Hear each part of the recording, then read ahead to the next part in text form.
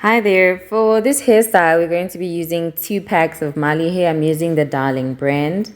And I'm going to start off by prepping the hair. You're going to start by cutting off the crinkled ends. Just to make the hair fluffier, you're going to have to comb out the hair. So you need to start from the middle of the braid and comb to the ends. And don't start from the end to the middle. Start from the middle to the end. That way you will avoid a lot of knots and the process will go a lot faster.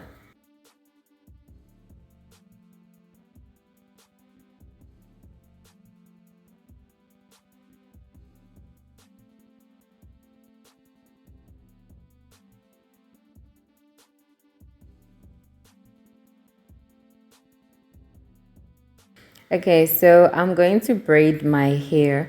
Um, I left out the front of the hairline, which is going to be the leave out.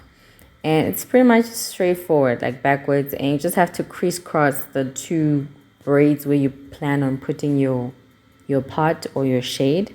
So here I'm moisturizing my hair, prepping it for this protective style oil, and just getting the hair ready for the nesting that's going to happen, the hibernation. Okay, so here I'm going to tuck away the ends. I am going to braid the ends together, and it's going to make it easier to just tuck them in. I'm going to crochet like the final braid into the cornrows, just so you don't have loose ends.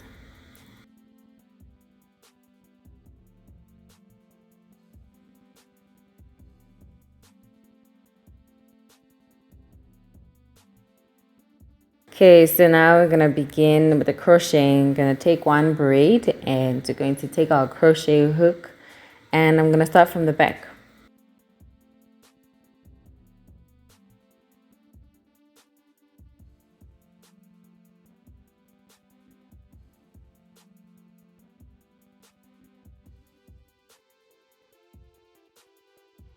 Here at the back, I'm putting both legs of the braid into the knot.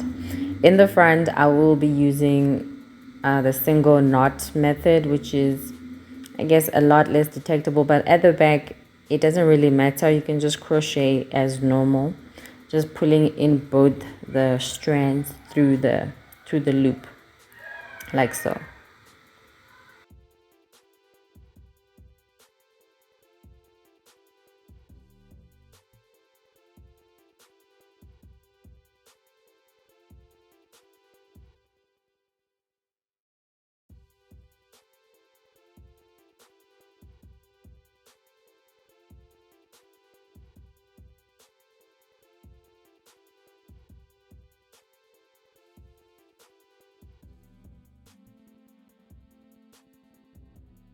Okay, so here in the front, that's where I'm going to show you how I just pull in 1 leg through the loop like that, not both of them, because that's going to be the part you want it to be as natural as possible and as undetectable as possible. And also I split the braids in half so that they can be thinner. So you know how it came with the individual braids? So I had to split them up and make them thinner here in the front so that the knot is a lot less, is smaller.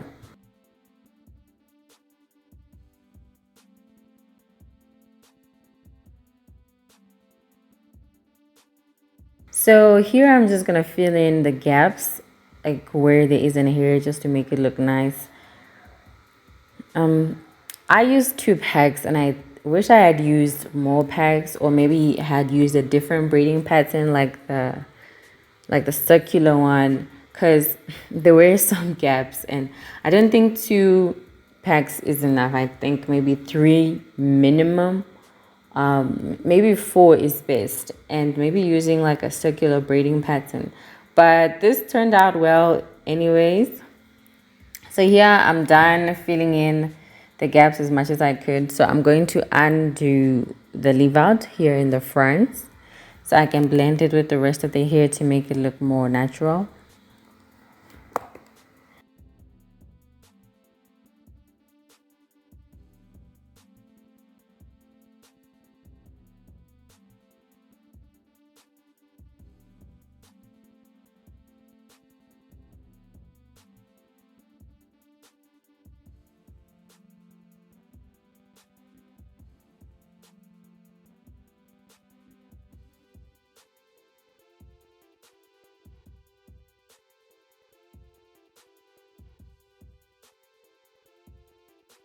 So after this, I'm going to section the hair and prep it for twisting it.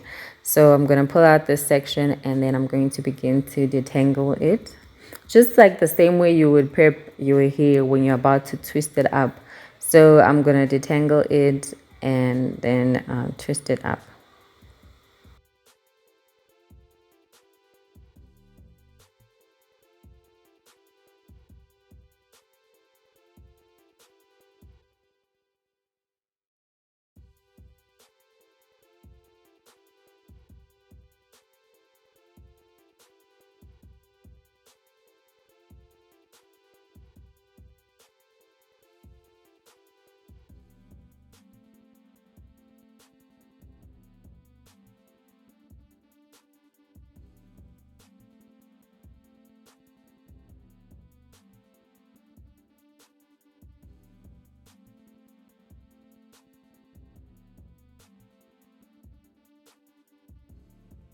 So I'm just going to trim off the ends that don't look too nice.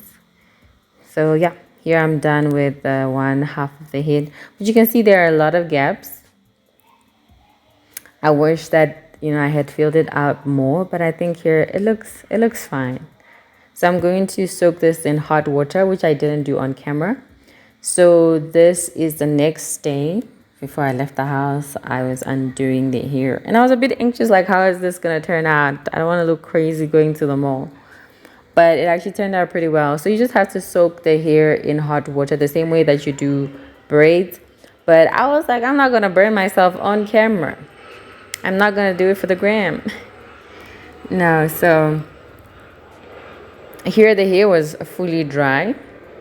And I was just undoing the hair the way you would like undo your twists normally, like you twist out.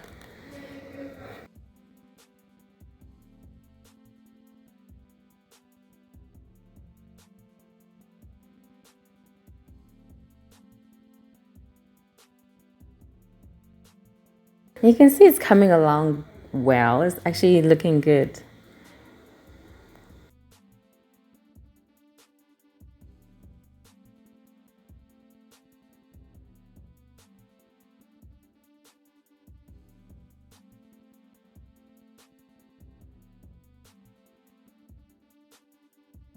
Yeah, and like with any twist out, right? Well, I have to add a bit of oil. And you have to fluff it out, you know, to give it a bit more volume. And I definitely needed to fluff it out because of all the tracks. I had to cover my tracks. Didn't want my tracks all exposed. But yeah, after fluffing it out, there were no tracks visible.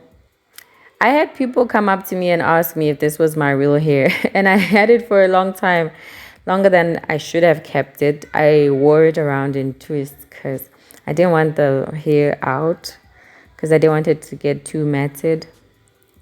So when I would go to bed at night, I would twist it up because I did not. Yeah, I think it would mat up if you slept like that. But you know, you can experiment. But I always twisted it up. So it was kind of a hassle to untwist it. So I just wore it as twists. And I would put on a bucket hat or a duke with the twist hanging out. And people thought it was my real hair. Which is, I guess, the goal. You want it to look as natural as possible. But yeah, again, I would say definitely more braids, more hair was needed. But I think it turned out well, hey? It turned out pretty good. I used the color number 4. I used the color number 4. But I think maybe next time I might use a color number 2. Because it turns out my hair might be a bit darker than 4. But here it looks just fine. And thank you guys for watching. Please don't forget to like, comment, and subscribe, and share the video. See you next time. Bye.